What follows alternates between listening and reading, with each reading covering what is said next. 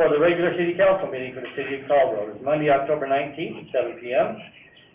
We also previously in these chambers heard a city council workshop for two topics. One, discussing regarding the use of Wolf Field. By adding lights to that facility and also Simplot Stadium, we have garnered a lot of interest in use of that field, which is what we hoped for. And so now we've got to figure out exactly how to move forward with all the different proposals we have for using those fields. Also, discussion regarding conceptual plans for Festival Street and 7th Street, which is, again, around the plaza downtown, and how to make that fit in with the plaza and continue that project moving forward. So those are the two topics that we were held. There were certainly no decisions made. They were just informational, and now it's time for this meeting. So again, welcome. This evening we will begin by an invocation by Pastor Dana Brooks of the Grace Lutheran Church. Thank you. If you'll come forward, if you'd all please rise for the invocation, and then remain standing for the Pledge of Allegiance. Let us pray. In the name of the Father, and of the Son, and of the Holy Spirit. Amen. Gracious God, Lord of the universe, King of all nations and peoples, we thank you for your many blessings and for giving us the ability to serve you by serving one another in our community. You've given those who have been elected to serve our city the responsibility to serve with integrity and honesty, always seeking the common good, and we now ask that you would guide them this evening as they fulfill this responsibility. We pray for our mayor and for this assembled council, asking that you would graciously grant them wisdom to govern in a way that finds common ground when there are conflicting interests and issues, a sense of the welfare and the true needs of our people, the courage to do what is good and right, the ability to work together in harmony and respect even when there is honest disagreement, and personal peace in their lives and joy in their task. We pray also for the agenda set before them tonight. Give them the ability to know what would be pleasing to you and what would benefit those who live and work in and around our city of Caldwell. We pray this all in the name of Jesus Christ. Amen. Amen. I pledge allegiance to the flag of the United States of America and to the republic for which it stands, one nation under God, indivisible, with liberty and justice for all. Thank you so very much. Appreciate you being here. Would the clerk call the roll, please? Pollard. Here. McGee. Here. Alden. Here. Wagner. Here. Hopper. Here. Holmes. Here. Thank you. We do have a full quorum of council members to hear the items of business before us. As you could tell, Mr. McGee is attending by Zoom tonight, and that is certainly acceptable under these unusual circumstances we find with people wearing masks and spreading out, and it's 2020, so we're doing the best we can. Are there any items on the agenda that present a conflict of interest for council members? All right. First, under special presentations, we have the annual report from the Caldwell Historic Preservation Commission. Welcome. Nice to have you here. Thank you. My name is Jacob King, and I'm at 2410 Wisconsin Avenue in Caldwell. How are we doing this evening? Doing well. Thank you for coming, and thank you for your service on the commission. Absolutely. Thank you as well. Okay. So I'm going to keep this brief. We'll give you an update as to the status and our goals for the Historic Preservation Commission. Quick background, the commission was created in 1979 with rules adopted in 1980. There have been a series of amendments since. The Steubenburg Historic District was listed on the National Register of Historic Places in 2002, and the city officially adopted the district as a local historic district in 2003. The members consist of myself, I'm the chair, Megan Dixon is the vice chair, Steve Mon, Nicole Bradshaw, and Randy Lyons. April Sabello is our city staff, Director Matt is with us frequently, and Rob Hopper is our liaison. The role that we play in this community is that we have the authority to issue certificates of appropriateness whenever the exterior of a home or structure is being changed and where the improvement is visible from the public right-of-way. In cases of ambiguity, the city staff will consult with the chair to decide if the proposed improvement can be approved via staff approval or if it has to come forward for a public meeting or public hearing. This year has been an interesting year, that is true. Not everything stops though, people are still improving their homes. It was a slower year, and I do have a handout with the applications, if you'd like me to pass these out or I can email them, I'll leave that up to you. Whatever is better for you, we're fine. Okay, well, I have them here, poorly formatted as usual.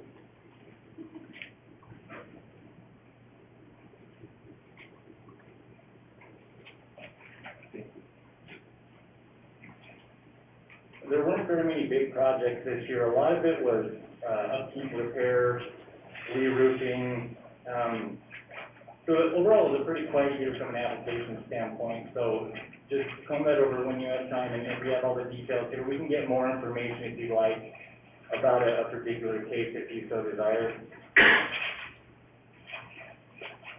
Yeah, we've had 12 applications, 1 pending. We haven't gone over yet.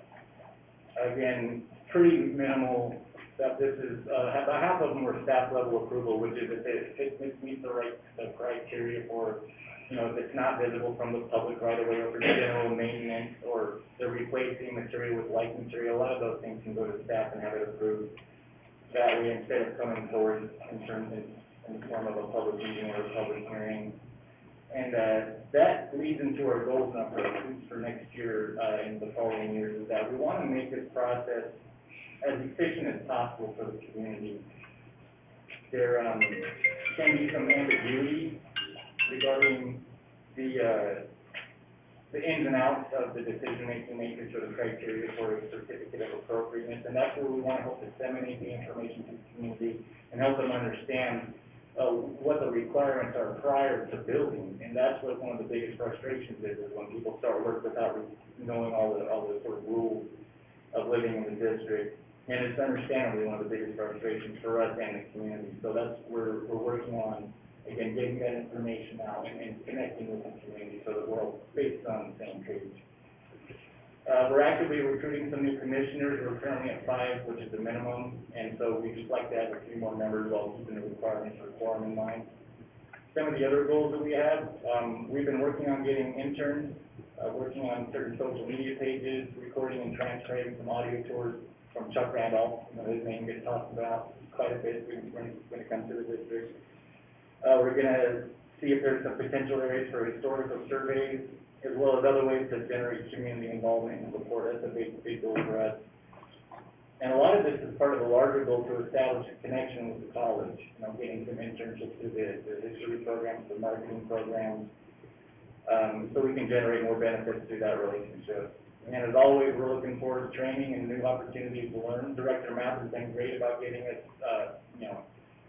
instructions about how to carry the meetings out. Myself being still a fairly new member of this and being the chair, I'm fairly green, and so Director Mapp has been great about helping us understand that process. And yeah, we're always looking forward to training with the State Historical Preservation Office, and again, just learning how we can best serve the community and keep the district in mind. So, and that's about it for my presentation. Any comments or questions or discussions? Again, thank you very much for being here tonight. Thank you for your presentation and for serving on that commission. Any questions from council? I guess I'm gonna let you off early tonight, but thank you for presenting the handout. I gave one to the clerk, so it'll be part of the minutes. Thank you. And, any final questions? All right, thank you, sir. Please convey our thanks to all those members of the commission as well. Absolutely, that's part of the word. All right, thank you. You bet.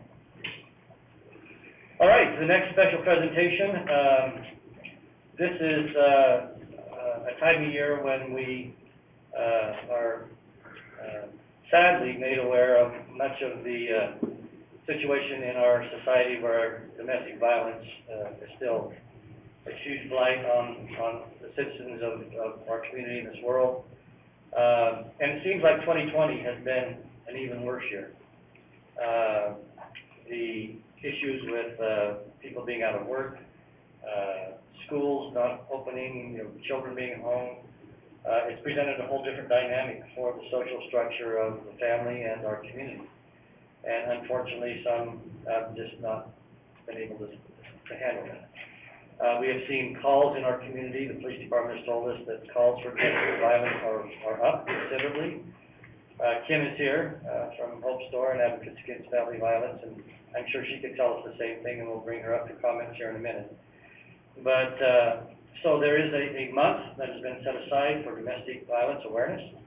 We have a proclamation tonight for our community, and it will be part of the public record, encouraging people to be aware of that situation and hopefully find resources if things are not heading in the right direction, and knowing what resources are available for our community. Kim has done a phenomenal job with Advocates Against Family Violence since she has been involved at the helm of that organization. The services have increased, the availability of services has increased, so that more of the people that unfortunately do need protection and those services are getting the services they need. I'm sure she will probably tell us that even though the things have expanded, it's still not enough,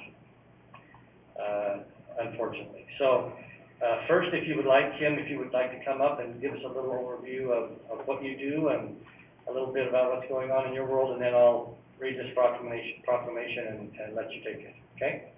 Perfect. There you go. All right, Kim Dugan at 1508 Hope Lane, Caldwell, Idaho. Thank you so much for having us here tonight, and thank you for setting aside this time for those who are so sadly ravaged by the pains of domestic abuse and sexual assault. But the good news is, though, at AAFE, we are here and we work to eliminate the violence and the abuse from the lives of all individuals within this community, and not just this community, but within the Treasure Valley.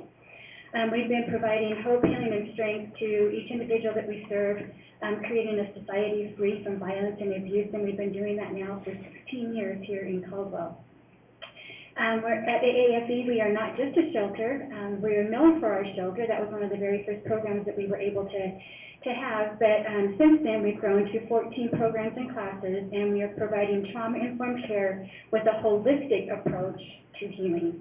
And that's, I think, the most critical part is it's one thing, you can heal from the bruises and you can heal from the breaks, but it's that emotional trauma that takes a lot longer to heal from, and so that's why we're there to help support that victim in their journey.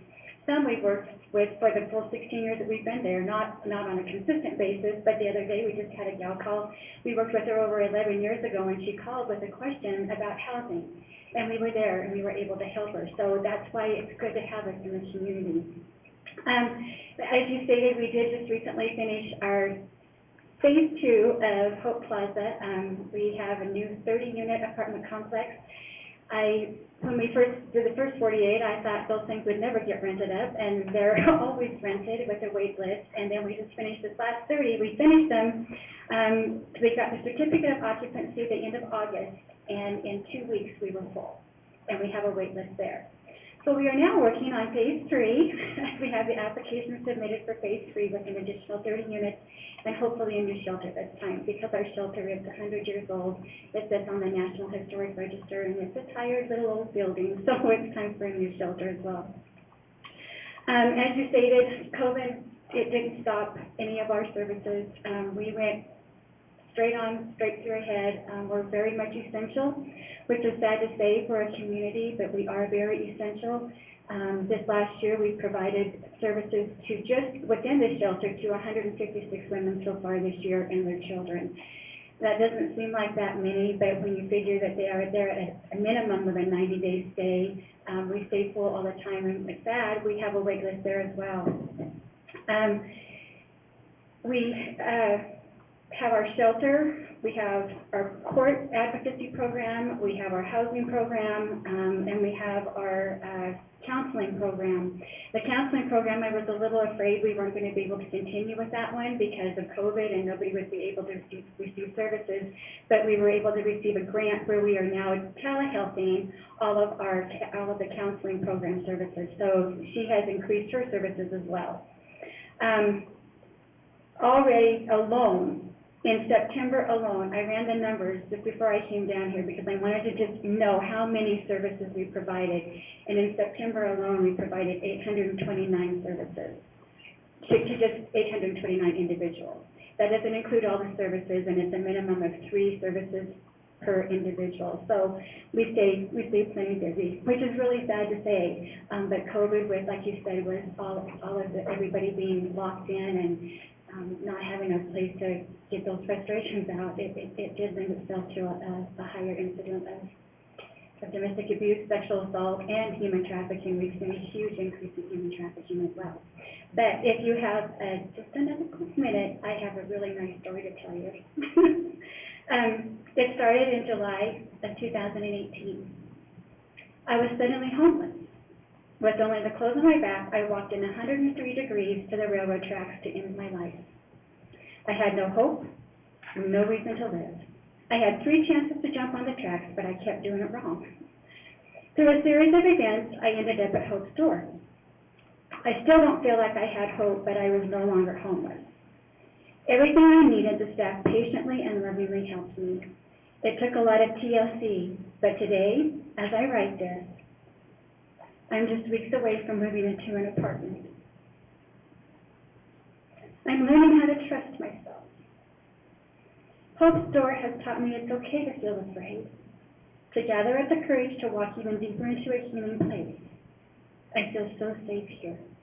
That's the story of a gal that we just finished helping, and she just moved into her apartment when we finished up Hope Plaza Phase 2.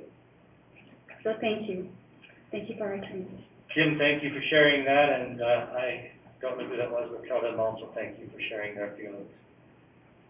We appreciate you. And you know I've said this before, I wish we didn't need you. I do too. I want to put a lock on the shelter. I don't want to feel. And you know what I mean by that. Right. We love you dearly, but unfortunately, your services are needed. And thank heavens there are people like you to make sure that the individuals that need protection and care and loving and comfort have that available to them through your organization. This is a proclamation regarding Domestic Violence Awareness Month, October 2020. Whereas 1 in every 3 women will experience domestic violence during their lifetime, and approximately 15.5 million children are exposed to domestic violence every year. And whereas fleeing domestic violence has caused women and children to be the fastest growing homeless population. And whereas the problem of domestic violence is not confined to any group or groups of people, but crosses all economic, racial, gender, educational, religious, and societal barriers, and are sustained by societal indifference. And whereas the crime of domestic violence violates an individual's privacy, dignity, security, and humanity due to the systematic use of physical, emotional, sexual, psychological, and economic control and or abuse. And whereas victims should have help to find the compassion, comfort, and healing they need, and abusers should be punished to the full extent of the law. And whereas victims of violence should have access to medical and legal services, counseling, emergency, transitional housing, and other supportive services so that they can safely escape the cycle of abuse. And whereas a coalition of organizations has emerged to confront this crisis and are achieving success. Law enforcement officials, shelters, hotline services, healthcare providers, clergy, and concerned citizens are helping in the effort to end domestic violence. We must recognize the compassion and dedication of these volunteers and professionals, applaud their efforts, and increase public understanding of this important problem. Now, therefore, I, Garrett Mancolos, Mayor of the City of Caldwell, on behalf of the City of Caldwell and council members, do hereby proclaim the month of October 2020 as Domestic Violence Awareness Month, and urge all citizens of Caldwell to become a part of the coordinated community response to domestic violence and to send the message that this crime will not be tolerated in our community. I'll let you have this. Thank you. You can take that and for your office and whatever. Anyway, you can thank you so very much. I would hug you if you could. Thank you so very much. Thank you. You bet. And please give our best to your staff and all those involved, okay? Thank you. Thank you. All right, is there anyone in the audience that would like to address the council about an item that is not on the agenda? All right. We do need to have, well, let's go ahead and do the consent calendar, and then we'll take action on the first item of old business. You have before you the consent calendar. Mr. Mayor, Mr. Pollard. I move that we approve the consent calendar as printed. Thank you. Is there a second? Second. I have a motion by Mr. Pollard, second by Mr. Wagner, to approve the consent calendar as printed.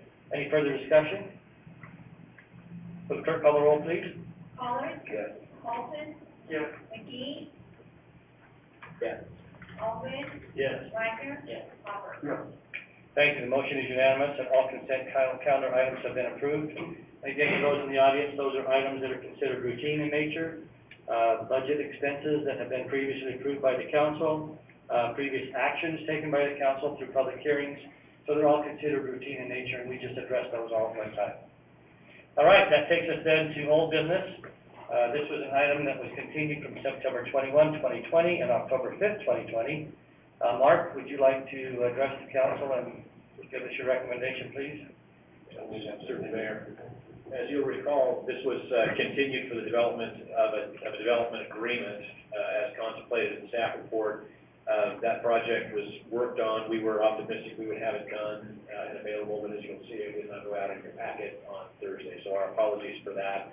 We think we have achieved a spot where developer and staff are in agreement. Of course, the public is entitled to weigh in on that development agreement as well. So, because there was an internal hiccup on staff side, we'd like to move this forward quicker than waiting another couple of weeks. And so, I think the proposal is to continue this item to a date and time certain, which would be Friday, October 23rd at noon in these chambers. And then the action at that time would be simply to continue the public hearing with respect to comments on the draft development agreement. And I think we'll be in position to get that out for review, not only by city council, but by those who were been shown up to testify tomorrow. Mark, thank you for that, but just one minor correction. Debbie has informed me that in order to get a quorum, it needs to be 12:30 instead of 12 on Friday. Okay? Sure. Requires a motion. Yeah. So is there a motion by council member to continue this item to a time and date certain, which would be this Friday, October 23rd at 12:30 p.m. in these chambers? I'll make that motion. Thank you. A motion by Mr. Pollard, second by Mr. Hopper.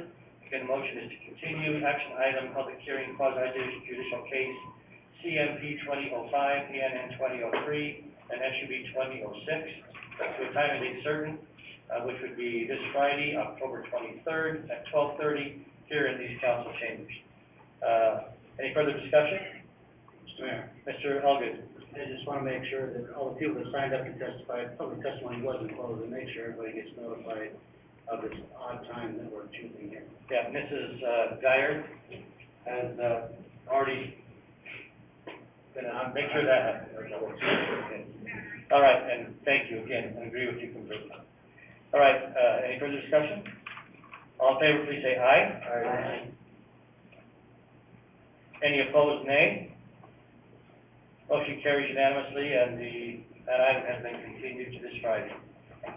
That then takes us to the first new business item, which is a public hearing, also quasi-judicial, known as case number CMP 2003 and ZON 2004 and SUB 20P04.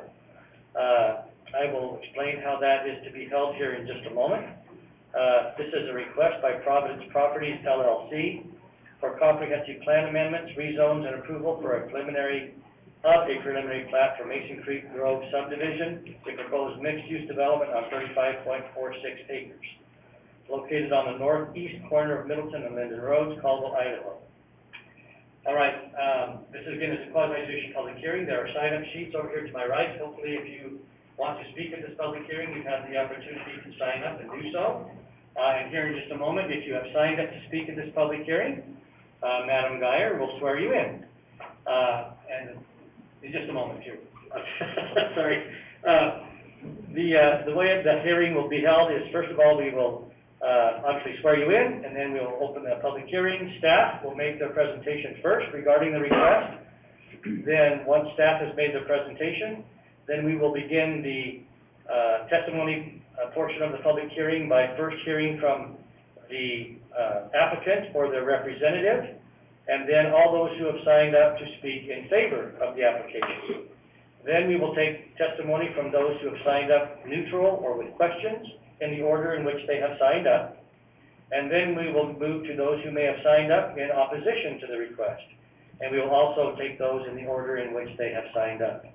Once all persons who have signed up to speak have had the opportunity to do so, then we will then give the developer or their representative the opportunity to make rebuttal testimony.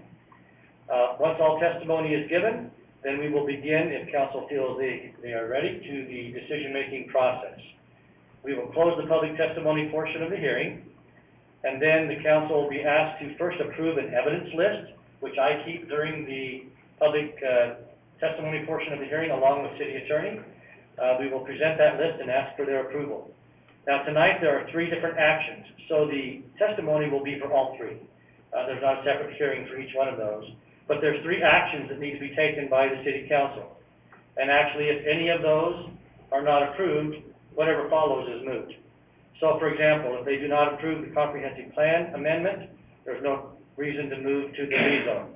If the comprehensive plan amendment is approved, but the rezone is not, then there's no need to move to the preliminary plat. You see what I'm saying? So each of those will be taken in sequence and in the order. However, the evidence list will be the same for all 3 action items, and whatever testimony you give will be for all 3 items at the same time. Does that make sense?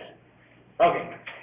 Then, of course, once the evidence list is approved, then we will ask in order first, again, for the comprehensive plan, zoning, and subdivision, for council then to, first of all, issue findings of fact, and then conclusions of law, comprehensive plan analysis, then findings of fact, then conclusions of law, and then an order of decision for each one of those requests. Any questions? I know that's a lot in a few short minutes, but any questions on the process? I'm smiling underneath this, I don't know. Because I know it's a lot. Anyway, again, welcome to all of you. With that being said, would you all please rise if you have signed up to speak at this public hearing, and the clerk will swear you in. Raise your right hand, please. Do you swear or affirm that the testimony you provide this evening is the truth, whole truth, and nothing but the truth? Yes. Okay, and just to make sure, none of you folks want to speak at the public hearing? Is that? Okay, just want to make sure you, all right. We will declare this public hearing open, and you have been sworn in. So as you come forward, you're probably familiar with this, but if you'll give us your name and address for the record, and then acknowledge that you have been sworn in. All right? Welcome.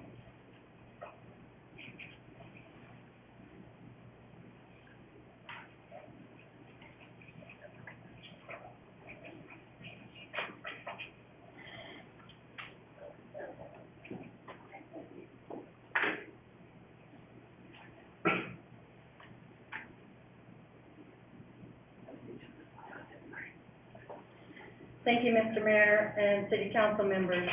Deb Ruth, Senior Planner, 621 Cleveland Boulevard, and I have been sworn. Before you tonight are multiple applications for a proposed development on 35.46 acres, which is currently zoned R1, low-density residential. The property is located on the northeast corner of Middleton and Linden Road. The Bolton Lateral is located on the west boundary. The Noble Drain bisects the property in the northeast corner. Caldwell Highline Canal is located to the south of Linden Road, that impacts the proposed street widening for this project. What is being considered tonight is comprehensive plan amendment, amending the comprehensive plan from low-density residential to medium-density, approximately 24 acres.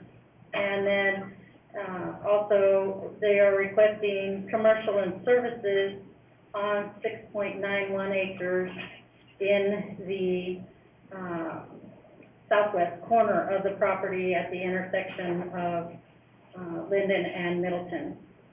They're also requesting a rezone of 28.55 acres from R1 low-density residential to R2 medium-density residential, along with a rezone of the 6.91 acres from R1 low-density residential to C2 community commercial.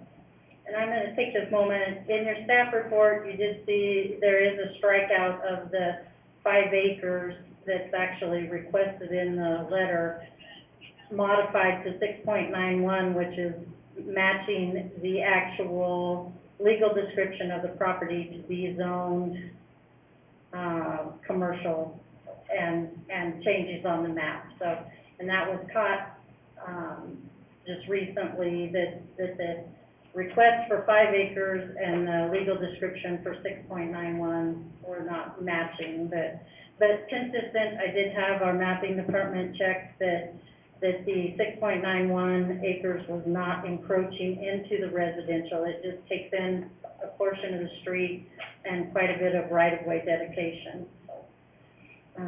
Along the third application within this grouping is a phased development of 110 single-family lots with an average lot size of 6,374 square feet, 18 common lots, and 4 commercial lots. And that development is known as Mason Creek Grove. As mentioned, the current zone is R1 low-density residential.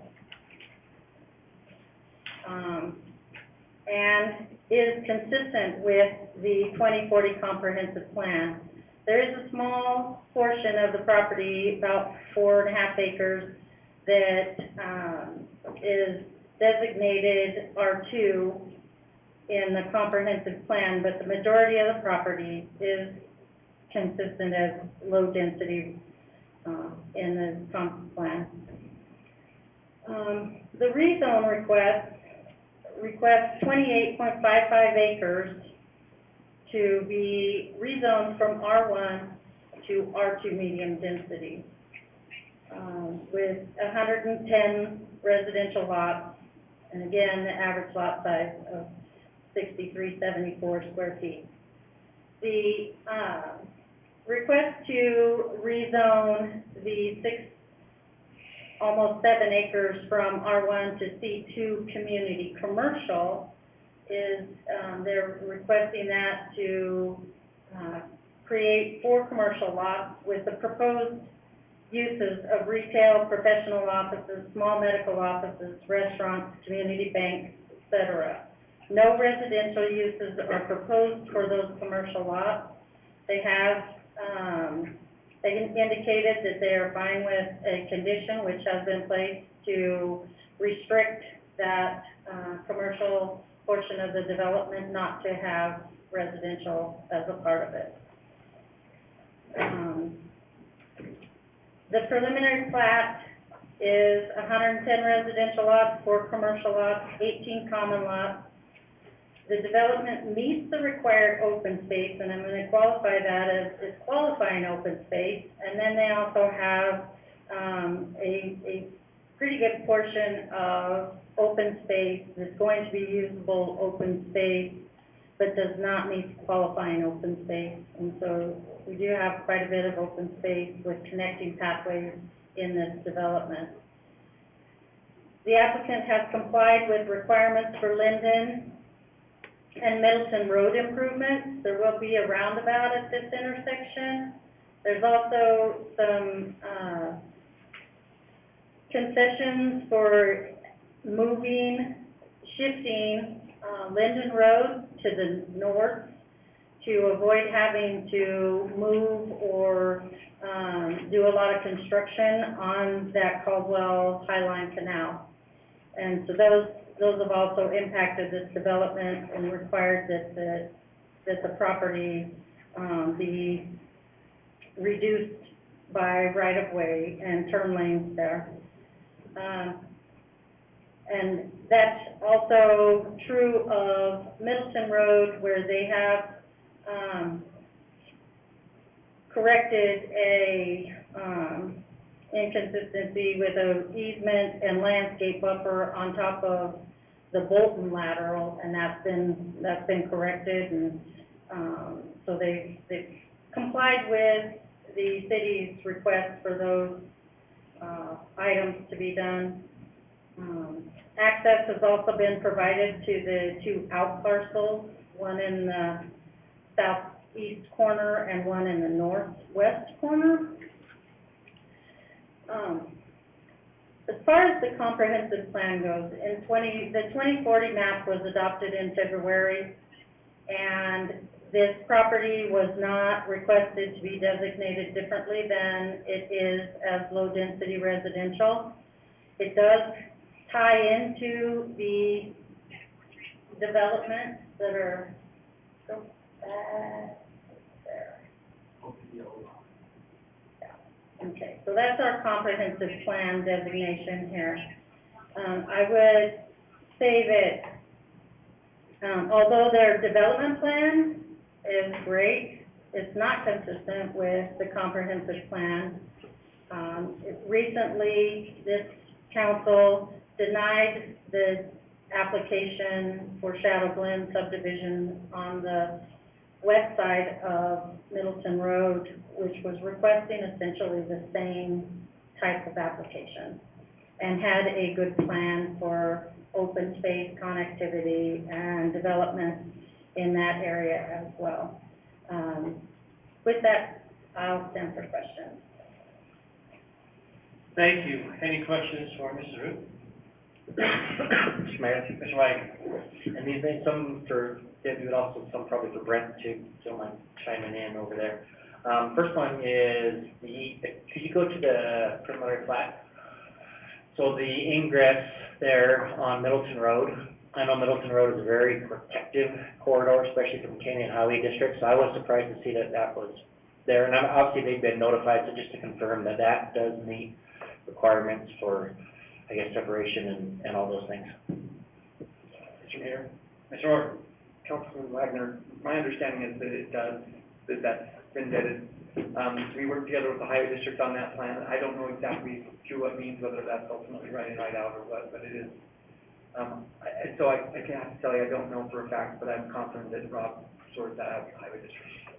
I figured, so I just wanted to confirm that. And then while we're on Middleton Road, that funny kind of bulb out of the northwest corner for the right-of-way, at first I thought, well, that must be for the roundabout, but that's the Skyway. So why is that bulb out there for that right-of-way? So I believe that's a loon.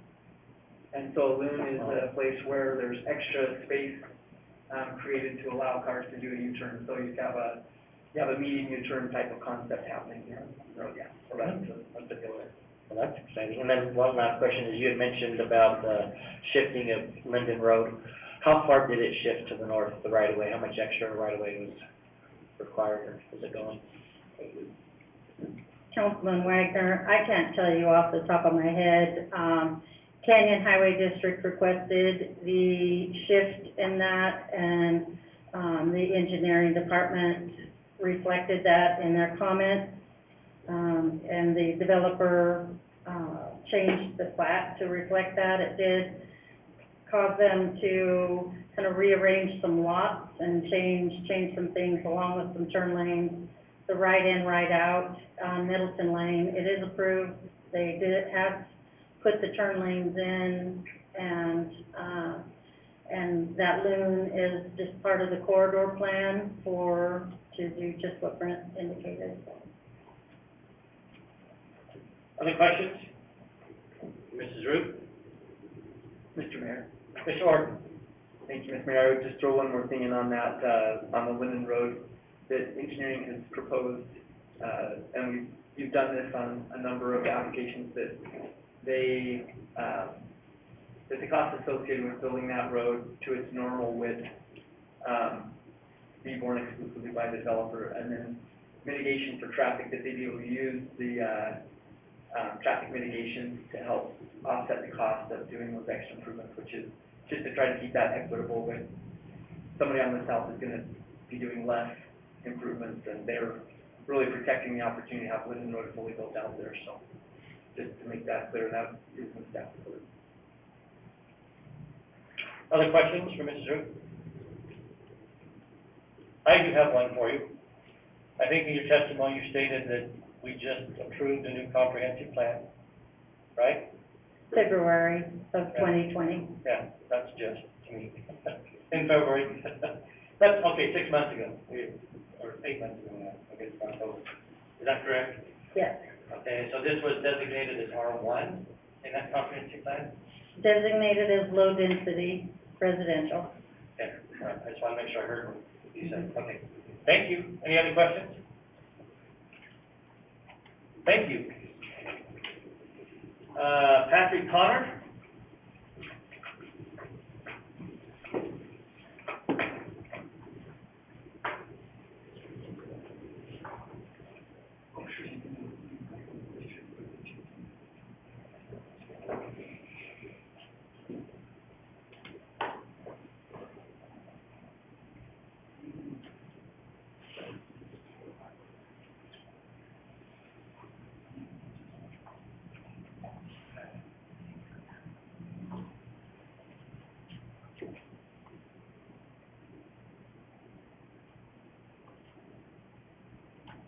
Good evening, Mr. Mayor, fellow council members.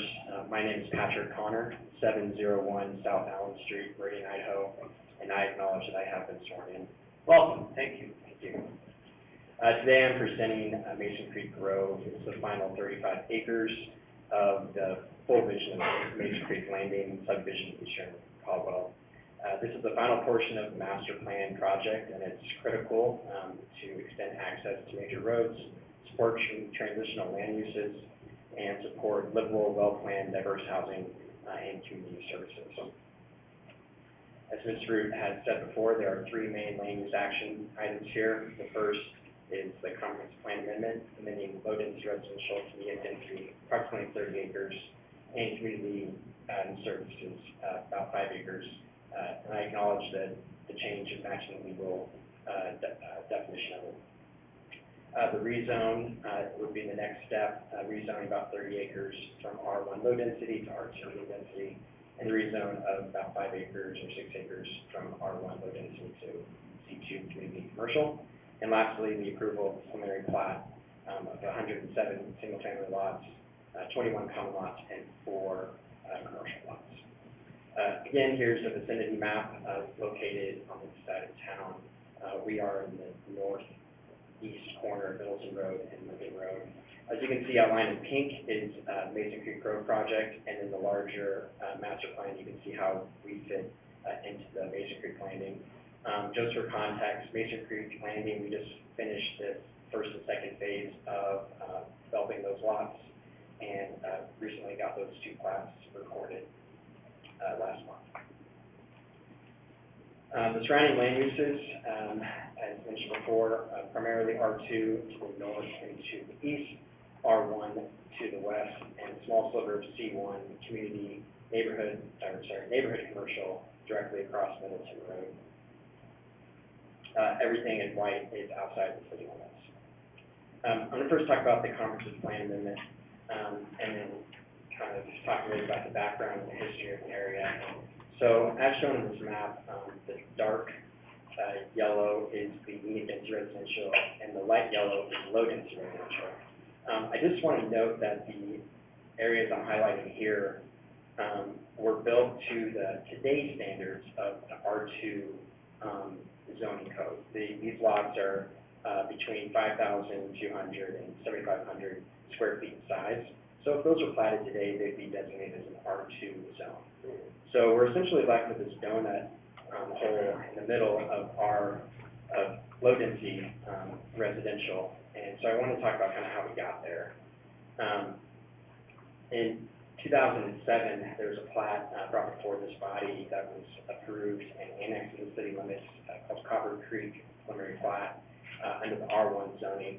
The average lot size in this community, as I said before, was around 6,500 square feet. And so this zoning stuck with this piece of property. Because of the recession, this project never came to be, but the zoning and annexation stuck with the property, and so it carried forward. When the comprehensive plan was done, that zoning stuck, and it's now low density residential. I do want to add a quick sidebar here that at the time of the notification of the preliminary plot, or of the comprehensive plan map approval, the group that I work for and none of our consultants were informed of contributing our opinion or our recommendation for this land use. The current owner of the property did not inform us of chiming in on what we prefer to see there. So I just want to say that on the record, that we have no knowledge or given notification of this, of the preliminary, or the comprehensive plan change. If we look at the old plat on the left and the one that we're proposing today, I just want to highlight a few things, and then I'll dive deeper into what's in the plan. On the left, we have 115 total single-family units, about over 3 units per acre, no real usable open space, and no connection to the neighboring properties. On the right, the plan that I'm presenting today, I think, is a significant improvement.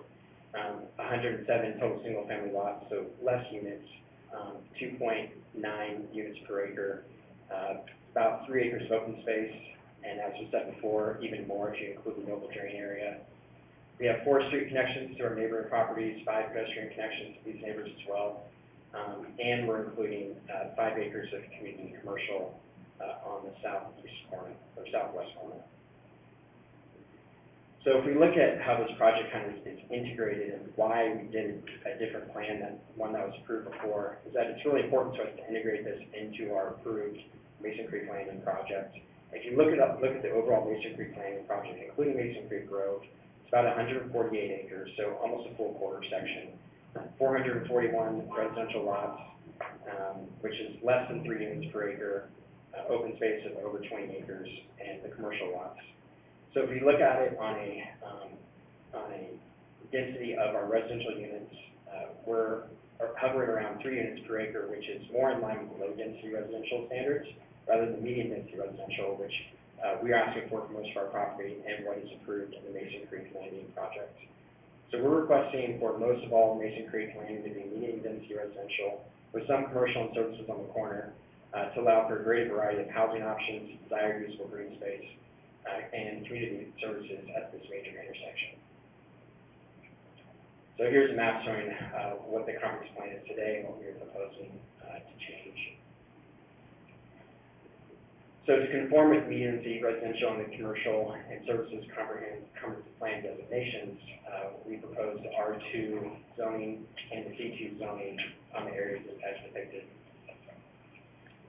So that change would happen as depicted on this map.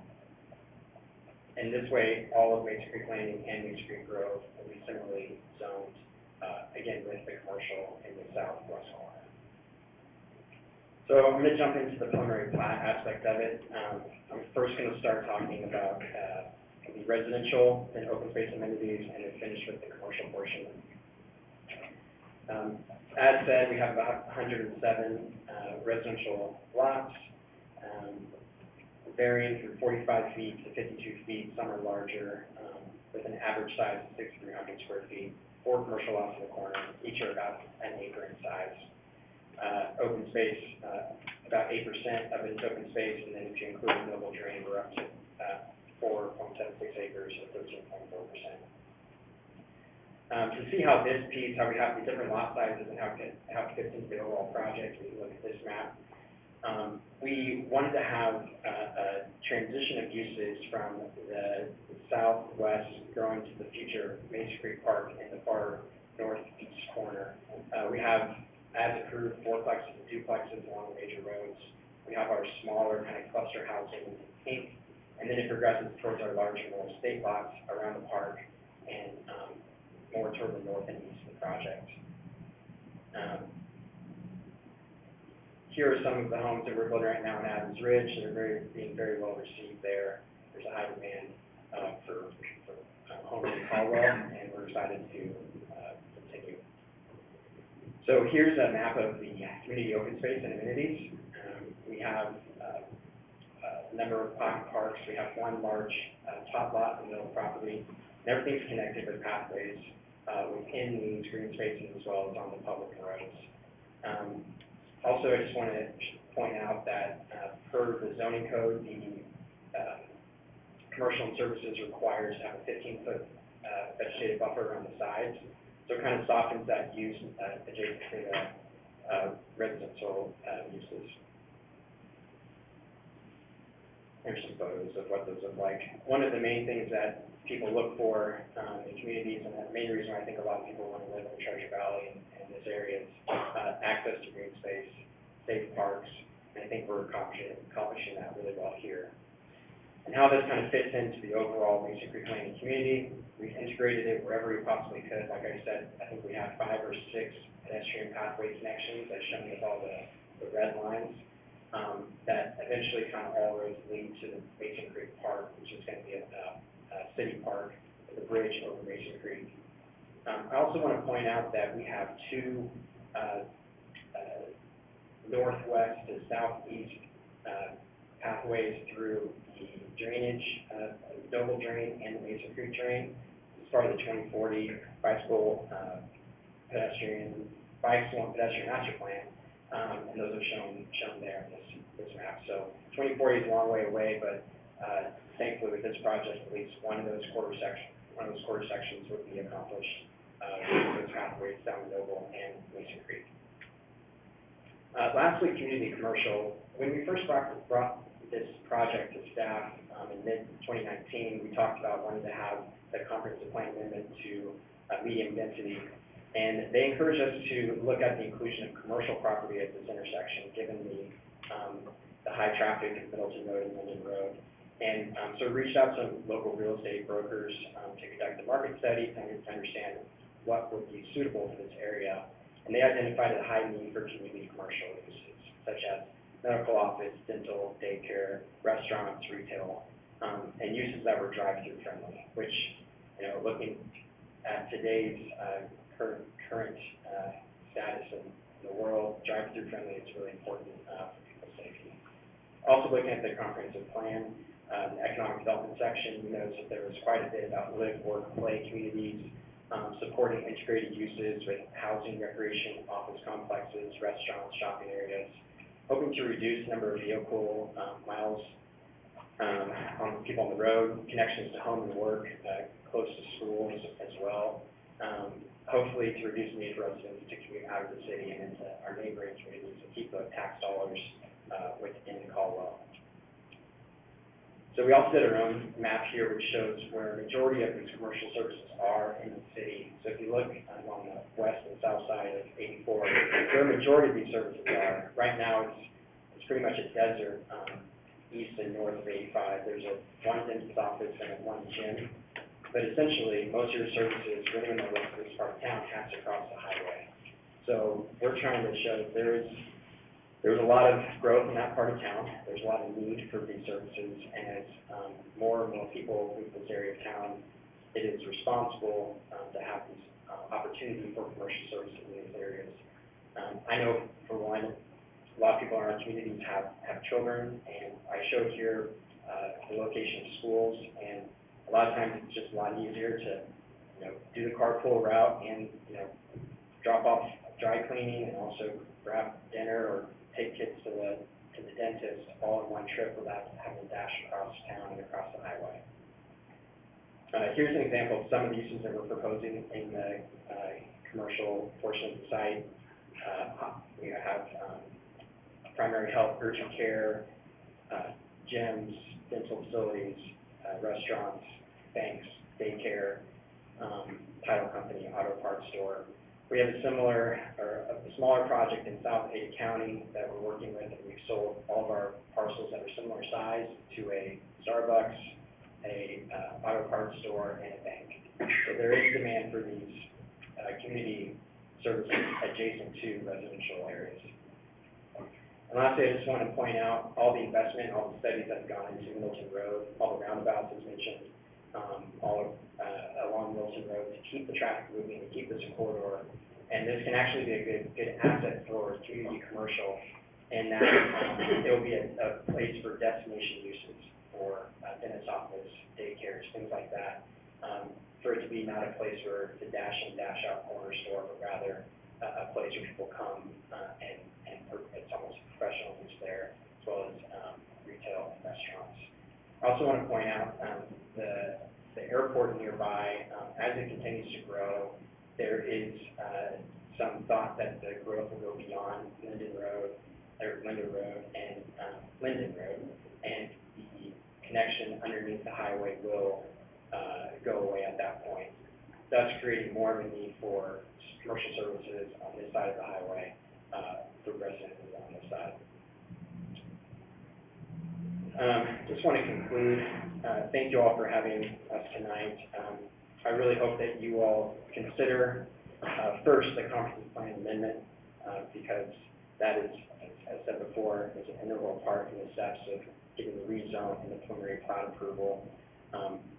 I do think that with that amendment to the comprehensive plan map, without that, it would be a lost opportunity to do something really special here and create a community that provides diverse housing options, continue the pedestrian access to the neighboring approved Mason Creek Landing, allow for commercial uses that benefit existing and future citizens of Caldwell, and provide tax revenue for the city.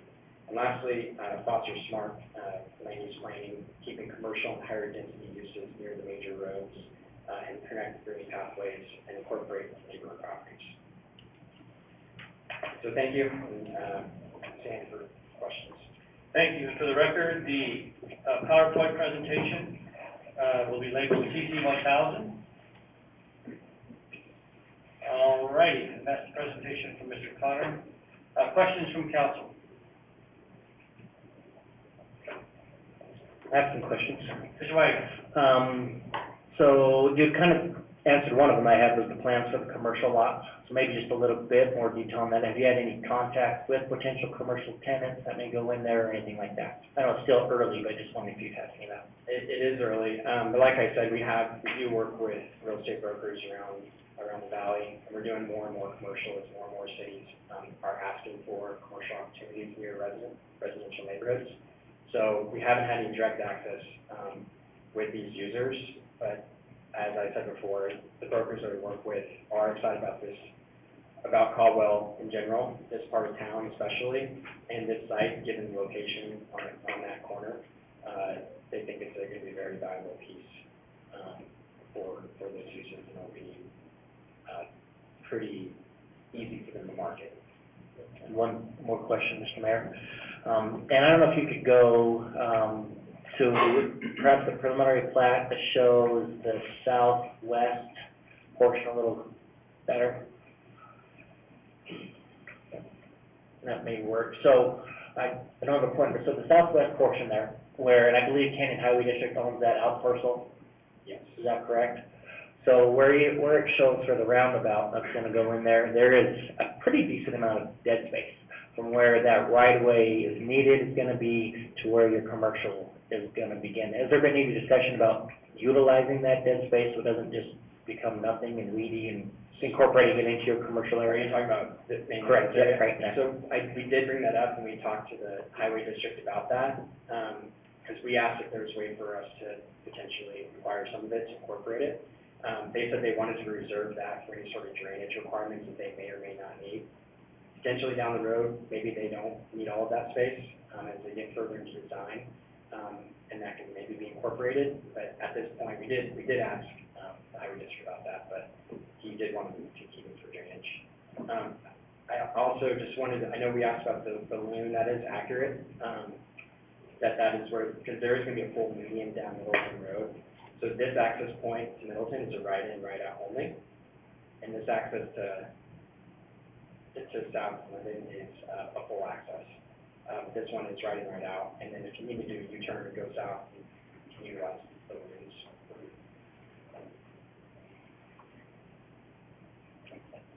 Brent's over there, he likes the balloon concept, he was giving me one of those. All right, any other questions? Thank you, that answered all your questions. Yes, thank you. Any other questions for Mr. Connor? Mr. Hopper? Mr. Connor, did you ever make any attempt to comply with the R1 requirements for the? You know, when we first brought it to staff and we came with R2, we thought we had a strong enough case in that incorporating it into the project and that it was part of the overall, majority of the project was R2. We did look at it at an R2 to see what we could build, and we personally think that this is a plan that better integrates into the existing neighborhood, because the R1 limits you to 8,000 square feet lots, and also doesn't allow for, it didn't help us with the need that we wanted to bring commercial in. So just to make it transition, as we thought it needed to transition, and that we wanted the more intense uses on the corner, complement the multifamily duplex on the other side of the approved Mason Creek Landing. We thought R2 was best suited for this area. I don't expect you to know the history of Caldwell, Mr. Pointer, but, you know, the reason we have an R1 with 8,000 is because we were getting consistently minimal lot sizes on R1 when it was 6,000. And so we consciously made a decision, because we weren't getting housing product that was diverse and open. And so, you know, we made a decision to make R1 a more open area and give us some opportunity for additional product. And everybody just come back and change it back to R2. So we're kind of fighting against ourselves here, and so forgive us if we struggle with some of this. Well, I think, I tried to show it on here, the color's not 100% of what I wanted to show, but, with the R2 up here and the and having R2 here, these lots are quite large, they're between 70 and 80 feet wide. Majority of these are about 60 feet wide, and these are in the 50 section. Again, and like I kind of showed before, if you look at the density of this project, we're at,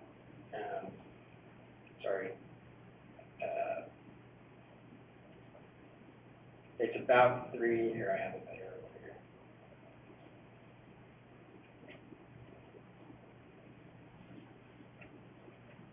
So the overall project altogether, the full density is less than 3 units per acre, which is just below the 3 units per acre in the R1 zoning category. If it was the whole thing's medium density and built true to medium density at full efficiency, it would be more around the 4 units per acre level.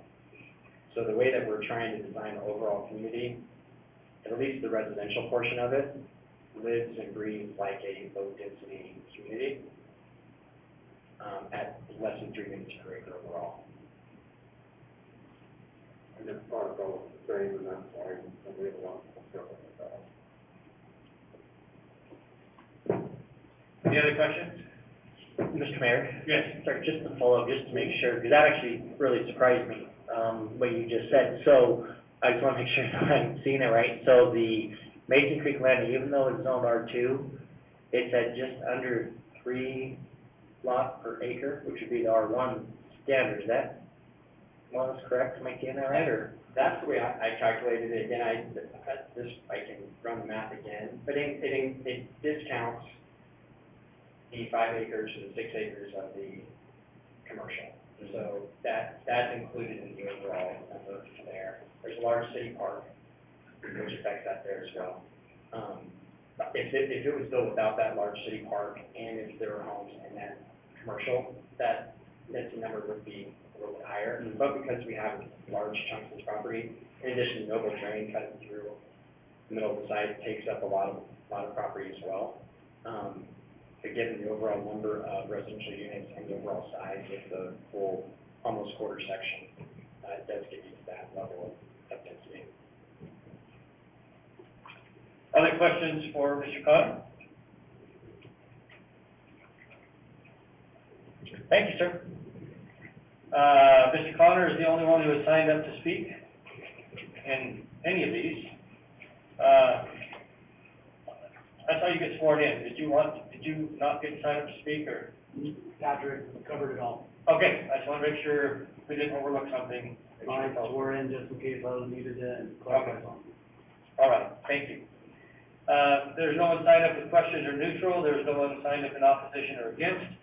So, Mr. Connor, you can rebut anything you just said if you'd like.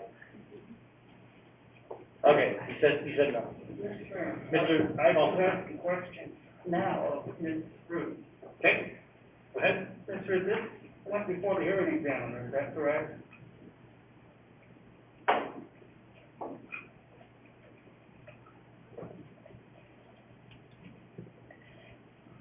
Councilman, yes, this did go before the hearing examiner. And the hearing examiner denied these requests, is that correct? That is correct. Has anything that you heard tonight fulfilled the reasoning for the hearing examiner to deny it? Have they made any difference in their proposal? Councilman, as indicated in my testimony, they have a good plan, and they've complied with the requirements that both the engineering, Canyon Highway District, and planning and zoning have requested of them through multiple revisions of this plat, to comply with open space, landscape, other landscape items, pathways, drainages, easements, and things. The Consistency of the presentation has been there. Patrick has a really nice presentation. He's done his homework on the project. The fact remains that there's been some direction from this council that comprehensive plan adopted in February, if we just keep changing the plan, then, have we accomplished anything by adopting a new plan?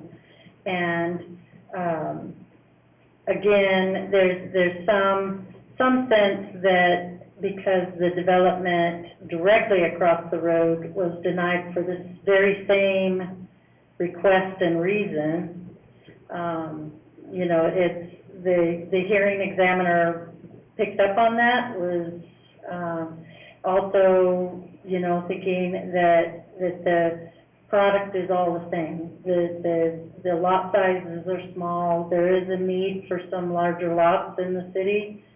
We're hearing that from some developers within our office, that people are looking for some little bit larger lots, estate lots. So some developers are coming in with some thoughts on that as well. So I can't speak to the hearing examiner specifically, but his indication was that the plan did not comply with the comprehensive plan designation, and therefore he denied the comprehensive plan amendment and made the other applications mute.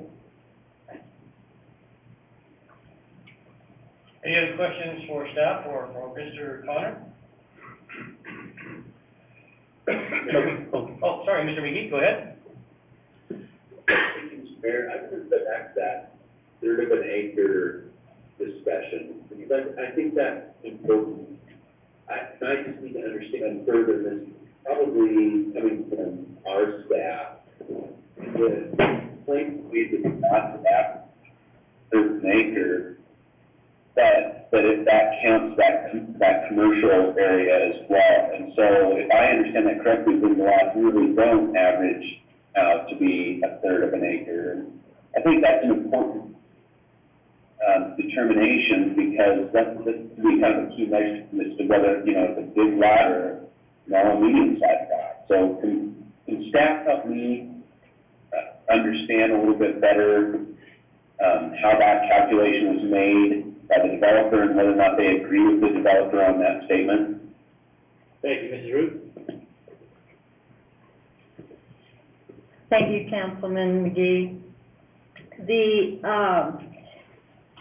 The current zoning ordinance calculates the density on the gross acreage, not the net. So those residential, they do have a lot of open space, a lot of unused space, a lot of dedicated right-of-way that calculates into that density calculation, which is deceiving in that it does allow them to indicate that they're obtaining 3 units per acre, but they are smaller lots. And I did not consider the lot sizes in Mason Creek Landing, but the majority of the lots within Mason Creek Grove are 6,000 to 6,500 square feet. Which, thank you, that's very helpful, which still is under that R2 category, if I understand, is that correct? From a dimensional standard, that is R2 lots, yes. And again, John, just for clarification, the R1 standards that we have in place now require a minimum of 8,000 square foot lots. And so that's the difference between R1 and R2. Does that make sense? That helps a lot. Thank you, Mayor. Thank you. Any other questions for Mr. Connor or staff? Mr. Mayor, I was just gonna make a motion to close the public testimony portion of the hearing. All right, we can do that. We have a motion by Mr. Wagner to close the public testimony portion of the hearing. Is there a second? A motion by Mr. Wagner, second by Mr. Hopper. Any further discussion? All in favor, please say aye. Aye. Any opposed, nay. Motion carries unanimously. I will present, first of all, the evidence list, and again, this will be consistent for all three actions. I have the staff report, sign-up sheets, the aerial of CMP 2003, ZON 2004, SUB 20P04, the preliminary plat, and CC 1000, which is the PowerPoint by Patrick Connor. Did I miss anything, Mr. Attorney? Okay, that would be the evidence list I would present for your approval. Mr. Mayor. Mr. Hopper. Adopt the evidence list as presented. Thanks. We have a motion to accept the evidence list as presented. Is there a second? Second. Second by Mr. Allgood. Further discussion? All in favor, please say aye. Aye. Any opposed, nay? Motion carries unanimously. So for the first action then, we would take up CMP 2005, which is the comprehensive map plan request. Is that correct? If I'm following this right, want to make sure I'm doing it right. So first I would ask for then the comprehensive plan analysis. Mr. Mayor.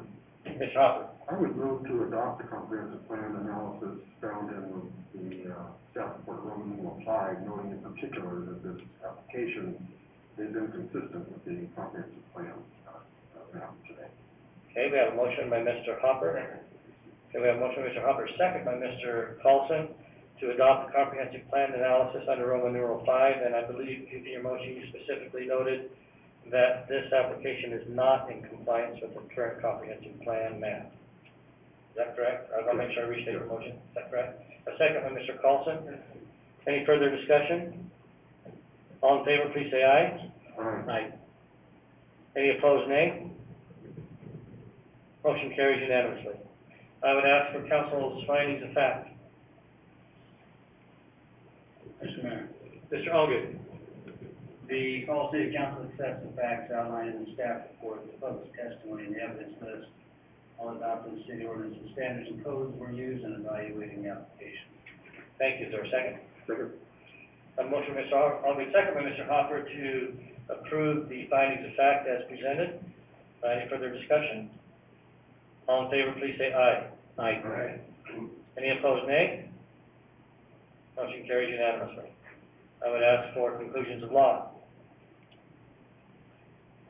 Mr. Mayor. Mr. Hopper. Fall City Council has the authority to hear this case and order that it be approved or denied. The public notice requirements were met. The hearing was legally noticed and posted, and the hearing was held and conducted under the requirements of the Thank you. I have a motion by Mr. Hopper. Is there a second?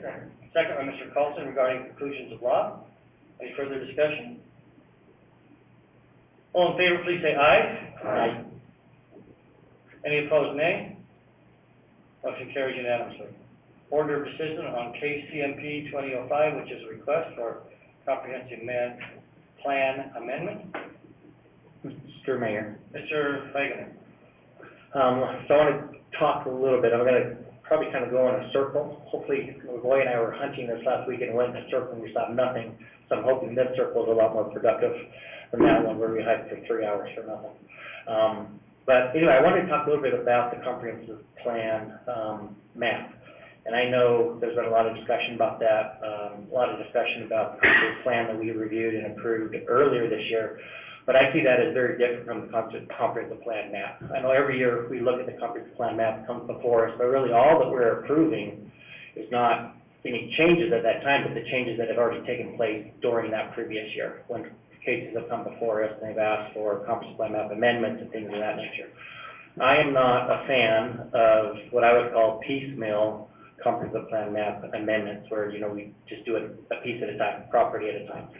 You know, it kind of highlights the need that I feel we have, and I've talked to Mr. Mapp before this, and I think he kind of agrees with me that we need to review our full comprehensive plan map. I don't think we have ever done that in the city since we've adopted comprehensive plan map, probably back in the 70s. It's all kind of been as they come in. So I really believe we need to look at the full plan map, you know, the entire impact area of Caldwell. we've changed so much, the development patterns have changed, you know, so where we show, you know, like an R1 or an R2 today, it's been like that probably for 40 years. And there may be commercial or industrial that's come around it, or vice versa, you know, in that regard. So I think it's really important to look at the entire plan map, and that may be something that, I know this year's been crazy, but next summer, or even, I don't know, the summer after, it's something to look at, get the city involved, the citizens, look at the entire impact area and begin that. So, again, not a fan of these, but I think until we're able to do that, we've got to kind of take what we can get. So we don't want to just, I think, deny all these because we haven't had the chance to do that. We need to look at it and just take a really careful review and looking at it to see if it fits or not. This one, in my opinion, in my professional opinion, is we kind of did it opposite, to be honest. Middleton Road is a major corridor. It's a principal arterial, if anything, you could call it a major principal arterial, with the restrictions that it has and the number of cars that it flows today and that's planned to flow. Along those major corridors, we do want more dense developments. So if we looked at the comprehensive plan map on this, actually, we should probably switch them where we have the R1 on the back side and the R2 on this side where this property is at. If I remember right, when Mason Creek went forward, it did show R2 on the comprehensive plan map, if I remember right. And I may be wrong on that, but that's from what I remember. So it kind of shows where we are kind of messed up on our comprehensive plan map, where really that should have been the R1, this should have been the R2. That's kind of why I asked the question about, they do, sounds like meet the density on the Mason Creek portion for the R1. And again, this is just my opinion, but density, I believe, is much more important than lot size. I know we talk a lot about 6,000 square foot lots, 8,000 square foot lots, but really density is where you get down to, you know, 3 units per acre, 4 units per acre, and then allow the developer, you know, if it's a, say in an R1 of 4 units, you know, go with the 4 units per acre, allows them, if they're gonna go with smaller lots, then guess what? Now they have to have more open space. I think Brighton, just up the street, Arbor, I think, if I remember right, is a great example of that, you know, where they have very small lots, but they're extremely well done. It's got a lot of nice big open space. You're focusing on that density more than the lot size. So I think that's important to kind of consider that. So typically in something like this, I wouldn't be in favor of it. I think we need that full plan map review. We just haven't been able to do it for quite some time, and aren't able to do it right now. So if this was anywhere else, I know we talked about the property across the street, every piece is looked at differently. That one is kind of opposite of this one, I would say, where the majority has not already developed. This one, the majority already has developed, and it's just that one piece left right at that far corner of a major street. And so, you know, if they came back, you know, looking along that Middleton Road, that's a great place for that. And then as you get further away from it, into minor arterials, collectors, then you start looking at, I think, less dense of lot size. So hopefully that, I think I've about completed my circle. So I typically would have those concerns, but I believe with Middleton Road right there, where it's bounded by 2 arterial roadways, it flows into what is already to the north, and that's really, and I think we kind of missed the boat on that. That's where you should have had the large lots. And it's not that you have the density, not the large lots, but the density because they did give so much land for the park. So you do have your 3-lot density there. This is your 4-lot density. You have apartments right to the east. You have apartments right to the north a little bit. So for those reasons, I do see it differently, and it does convince me enough to get me over that 50%, I guess, teeter-totter, to actually be in favor and support of this request for that. So I would make a motion that we do approve the comprehensive plan map amendment from the R1 low-density residential to the R2 medium-density residential. I think we have a motion by Mr. Wagner. Is there a second?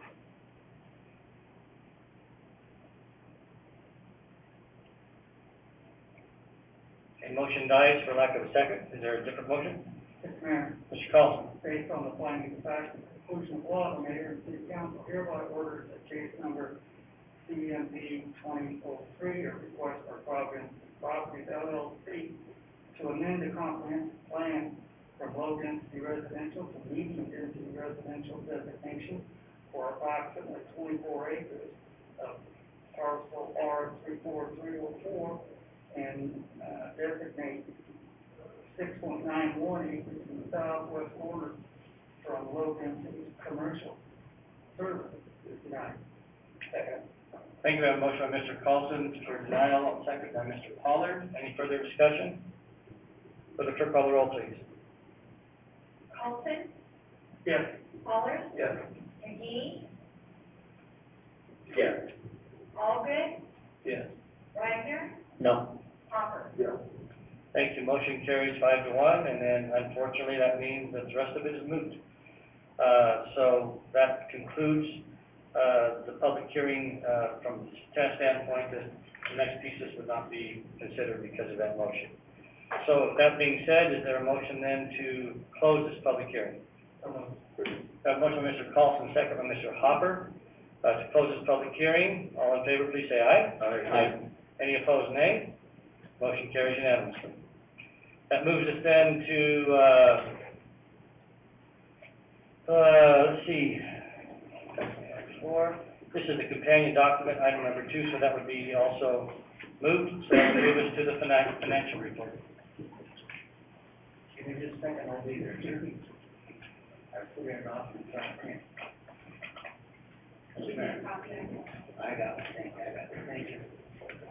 The Finance Committee has reviewed current accounts payable in the amount of $2,842,412.11 for the period ending October 14th, 2020, and a net payroll of $483,434.21 for pay period ending September 26th, 2020. I move that accounts payable in the amount of $2,842,412.11, represented by check numbers 149000 through 149410, and payment in the amount of $483,434.21, represented by check numbers 34983 through 35105, and direct deposits be accepted, payments approved, and vouchers filed in the office of city clerk. I have a motion by Mr. Allgood, second by Mr. Hopper, to approve the financial report as presented. Any further discussion? All in favor, please say aye. Aye. Any opposed, nay? It does. Sorry, if it doesn't work, we'll take them down. Just trying to keep you safe. Yeah. All right, council reports, Mr. Pollard. Is it appropriate for me to use this time to promote a new business? Sure. We have a new Italian restaurant in town, Ragazzo di Buffalo, which means little squirrel buffalo, I think. I've been there twice. I've been there on opening day, and then I took 5 people there to dinner last week. Excellent food, excellent food, highly recommended. It's over where the Orca and Annie's used to be. Thank you, Mr. Carlson. Mr. Hopper. I've also been to Regatta's twice, and it is excellent. I guess 2 is the number we need to meet. Mr. Wagner. Mr. Allgood. Nothing, sir. Mr. McGee. Okay, just real quickly, a couple things, and then we will adjourn this meeting. I had the privilege of attending by Zoom Dr. Binyon's class regarding ethics in government, and I just am amazed at how well the college is operating even under this COVID situation. Just proud partners of the College of Idaho. Anyway, I just wanted to compliment them and thank Dr. Binyon for that privilege. The College of Idaho has announced that they will do fall basketball. I call it fall, winter basketball.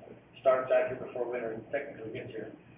But I think that there will be restrictions on the attendance of crowds, but at least it sounds like they're moving forward with men's and women's basketball.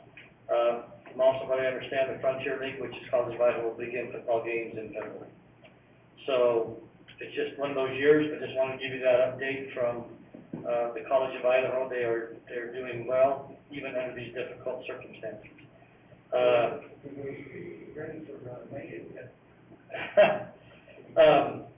It's been a weird year, but we're still doing the Mayor's Walking Challenge, which started October 1st.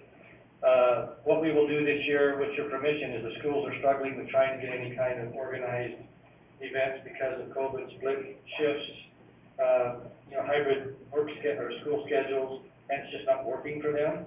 However, I'm still doing my part. trying to get that $1,000.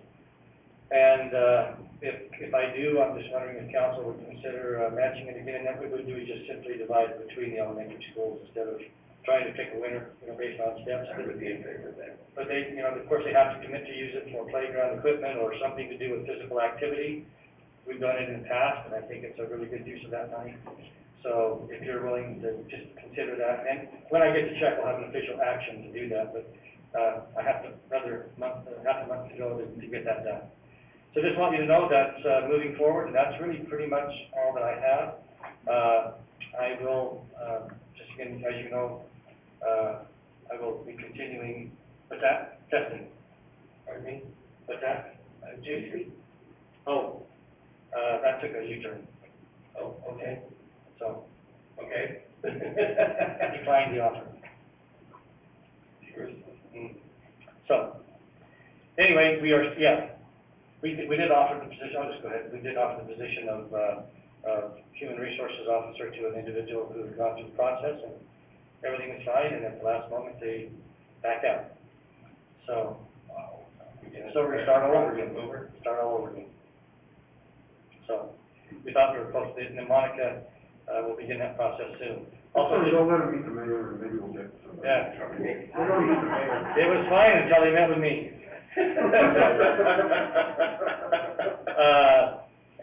Also, just so you will know, Susan has given me her retirement date, which is December 26th.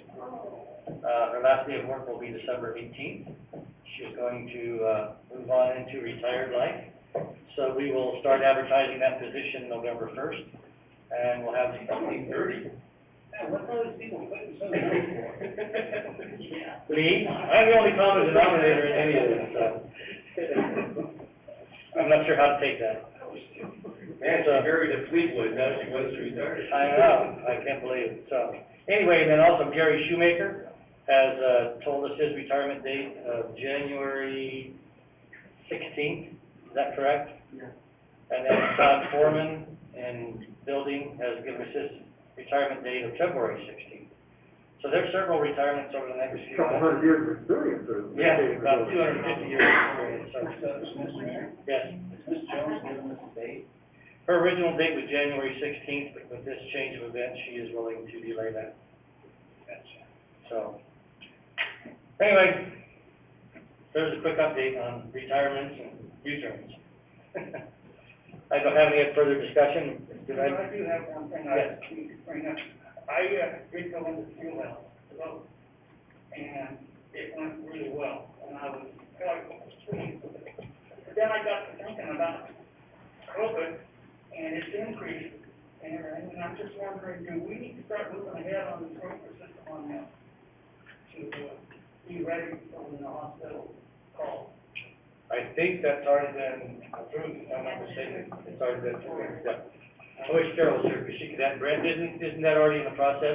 I didn't realize. Putting the sprinklers in, O'Connor Field House? Fire sprinkler. The construction's in the process, I don't know, but I do believe that it is. What I mean is the process has started to get bids and all, yeah. Yeah. So it should be done, I'm thinking maybe springtime at the latest, I don't know, but should be, but it is moving forward, it is in the year's budget, so. Oh, just, the new basketball court at Movie Park was wonderful. And it's getting a lot of use. And there's another one just like it at Memorial. So, yep. All righty, thank you, all of you, I would accept the motion to adjourn. I think we had 2 motions and 2 seconds, all in favor, say aye. Yeah. I know you, walked in, I was following the